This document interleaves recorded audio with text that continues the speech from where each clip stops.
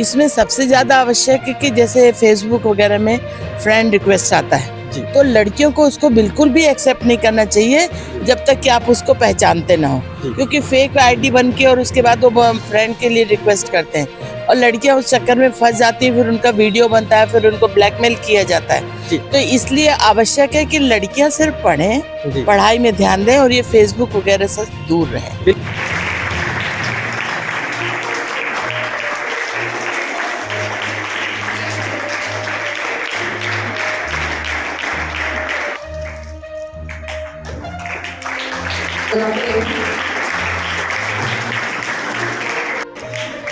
श्रीमती प्रतीक्षा कलाल जी civil जज को तो वो चोरी नहीं है ना? लेकिन अगर आपका इंटेंशन है इसको मैं रख लूंगी चुपचाप से, तब वो चोरी हुआ। तो हर एक अपराध में पोटेंशियल होता है, ठीक है? आपका अगर इंटेंशन था अपराध करने का तो आप अपराधी हैं, लेकिन आपका इंटेंशन नहीं था, है ना? और कई लेकिन कुछ ऑफेंस ऐसे होते हैं कि आप किसी को मतलब कोई किसी का मर्डर कर देते हैं तो लेकर के गया वो नहीं था, आज है, ठीक है? तो ये एक बेसिक सी चीजें हैं, तब ऑफेंस कैसे क्रिएट होता है, ठीक है? अब हम आते हैं कि और क्या।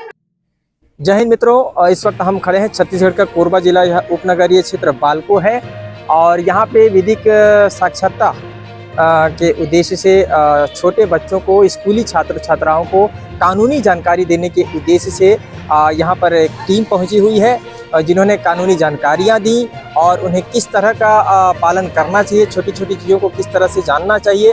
और जैसे कि अभी सोशल मीडिया एक्टिविटीज़ में भी बच्चे जो है कहीं ना कहीं जो है काफ़ी ज़्यादा समय देते हैं, उसमें भी किस तरह के क्राइम हैं जो अनजाने में भी उनसे हो जाते हैं। इन तमाम चीज़ों पर जो है इन विषयों पर काम किया है विधिक साक्षरता प्राधिकरण की टीम ने। आइए जानते हैं, मैम अपना दर्शकों को परिचय देंगे। मैं मधु पांडे अधिवक्ता हूँ और पूर्व बाल कल्याण समिति की अध्यक्ष हूँ।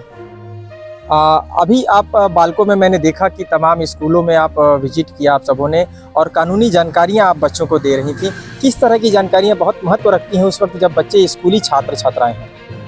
इसमें सबसे ज़्यादा जो आजकल आवश्यक हो गया वो लड़कों को जानकारी देना, क्योंकि जो लड़के नाबालिग रहते हैं उनको और बालिग होते हैं उनको पॉक्सो एक्ट लग जाता है, जो कि एक बहुत ग्रीवियस ऑफेंस है।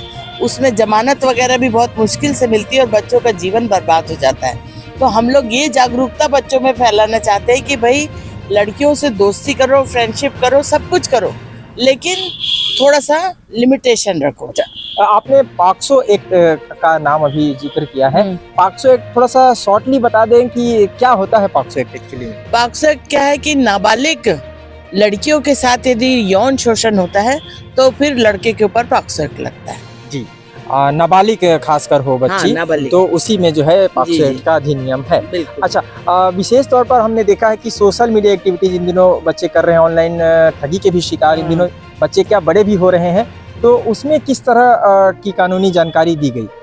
इसमें सबसे ज्यादा आवश्यक है कि जैसे फेसबुक वगैरह में फ्रेंड रिक्वेस्ट आता है तो लड़कियों को उसको बिल्कुल भी एक्सेप्ट नहीं करना चाहिए जब तक कि आप उसको पहचानते ना हो, क्योंकि फेक आईडी बन के और उसके बाद वो फ्रेंड के लिए रिक्वेस्ट करते हैं और लड़कियां उस चक्कर में फंस जाती है, फिर उनका वीडियो बनता है, फिर उनको ब्लैकमेल किया जाता है। तो इसलिए आवश्यक है कि लड़कियां सिर्फ पढ़ें, पढ़ाई में ध्यान दें और ये फेसबुक वगैरह से दूर रहें। बिल्कुल बिल्कुल, बहुत सही बताया आपने जानकारी। मित्रों, दर्शकों, यदि आप इस वीडियो के माध्यम से इस खबर को देख पा रहे हैं तो बेहद ही इंपॉर्टेंट खबर, महत्वपूर्ण खबर इस वक्त बन जाती है जब कुछ कानूनी जानकारी आपको प्राप्त होती है। साथ ही अभी सोशल मीडिया में किस तरह की एक्टिविटीज़ बढ़ गई हैं, ऑनलाइन ठगी तो हो ही रही है, साथ ही साथ इस तरह के फेक आईडी, जैसा कि मैम ने बताया, ये फेसबुक, इंस्टाग्राम, इस तरह की एक सोशल मीडिया प्लेटफॉर्म है जहां पर फेक आईडीज़ बनाई जाती हैं आपको अटैक करने के उद्देश्य से, आपको रिझाने के उद्देश्य से। ये तमाम प्रकार की मीठी मीठी बातें करते हैं, आपको उलझाते हैं और फिर एक फ़ोटोज़ और वीडियोज़ बनाकर आप कहीं ना कहीं ब्लैकमेलिंग के भी शिकार हो जाते हैं। तो इस तरह की चीज़ों पर भी आपको बचनी चाहिए जिसके आप जानते पहचानते नहीं हैं। कहते हैं ना कि दूर के ढोल सुहावन लगे, तो यदि आपको दूर से कोई फ्रेंडशिप रिक्वेस्ट भेजता है और आप उससे घुल मिल जाते हैं तो कहीं ना कहीं बाद में आप ये बेहद ही बड़ी उलझन के शिकार हो जाते हैं। तो इस तरह की जागरूकता विधिक सेवा प्राधिकरण ला रही है और लगातार क्षेत्र में स्कूली छात्रों में भी विजिट कर रही है। ग्रामीण क्षेत्रों में भी हमने देखा है कि वहाँ भी ग्रामीण जनों को जागरूक कर रही है। हमारे साथ सोनी सर हैं, इनसे भी हम जानते हैं कि किस तरह की चीज़ें इस वक्त ज़्यादातर देखी जा रही हैं, किस तरह की क्राइम जो है वह अभी अपराध हो रहे हैं बच्चों में। कानून की जानकारी बच्चों तक पहुंचना बहुत जरूरी है। कानून की जानकारी के अभाव में कोई भय नहीं रहता बच्चों को। लड़के जो गलतियां कर देते हैं, एब्यूज दोनों के साथ होता है, परंतु अगर दोनों थोड़ा जागरूक हो जाए या उनको जानकारी दे दी जाए, उसी चीज का प्रयास जिला विधिक सेवा प्राधिकरण के द्वारा किया जाता है। और ये खासतौर से शहरों में तो कम करते हैं, हम ग्रामीण अंचल में ज़्यादा जाके करना चाहते हैं, क्योंकि आज के एजुकेशन में मॉरल साइंस खत्म हो गया है और बच्चे ज़्यादा से ज़्यादा माँ बाप के प्रेशर में कितनी जल्दी 2 दूना 4 सीख जाए, कितनी जल्दी हम इंजीनियरिंग का टेस्ट पास कर लें, ये उनके मन में रहता है। तो उनका कंसंट्रेशन वहीं तक रहता है। यदि उस शिक्षा के साथ साथ नैतिक शिक्षा भी दी जाए और उन्हें ये बताया जाए कि ये जो इजी अवेलेबल चीज़ें हैं सोशल मीडिया में, उससे दूर रहें और कम से कम 21 साल की उम्र तक तो इससे बहुत दूर रहे वो, जिससे ना उनके साथ कोई अपराध हो पाए, ना उनके द्वारा कोई अपराध हो पाए। तो इसके लिए न्यायालय के द्वारा ये व्यवस्था की गई है कि वकीलों के माध्यम से, पीएलवी के माध्यम से, जजेस के माध्यम से हम उन चीज़ों को लोगों तक पहुंचाएं। और इसके लिए सरल कानून की जो किताबें हैं वो भी विस्तृत की जाती हैं, पम्पलेट विस्तृत किए जाते हैं। और हर 3 महीने में जो लोक अदालत होती है, वहाँ पर भी प्री लिटिगेशन के केसेस हर 3 महीने में जो लोक अदालत लगती है वहाँ सॉल्व किए जाते हैं। कानून की जो जानकारियां हैं लोगों को प्रदत्त कर रहे हैं और उसको आप रीड भी कर रहे हैं प्रत्येक दिन। अभी कुछ कानूनी धाराओं में बदलाव हुए हैं। पहले कुछ धाराएं और थीं, उसी अपराध पर, उसी क्राइम पर एक अलग धाराएं लग जा रही हैं, तो कहीं ना कहीं कन्फ्यूजन है।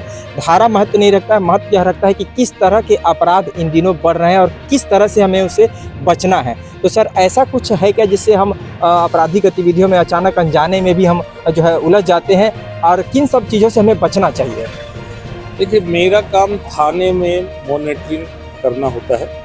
विशेष तौर से 363 ये जो धारा है, ये नाबालिग बच्चों के गुमशुदा होने पे जाने अनजाने किसी के द्वारा क्राइम किया गया है, उसके ऊपर लागू होती है। उसका संशोधन करने के बाद अभी 137(2) का प्रावधान किया गया है। धारा है 363 ही, परंतु उस 363 के अंदर जो बहुत से संशोधन हुए हैं, जिसमें क्राइम करने वाला बच ना सके या जो कमियां थी उसको पूरा करने के लिए संशोधन किया गया है।